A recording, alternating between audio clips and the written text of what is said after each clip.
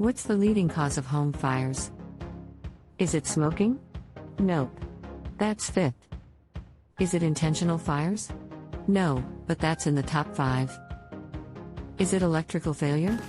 That's actually third. Rocket pack malfunctions? Not even ranked. If you said home cooking, you are correct. What's your smartest move when you have a fire?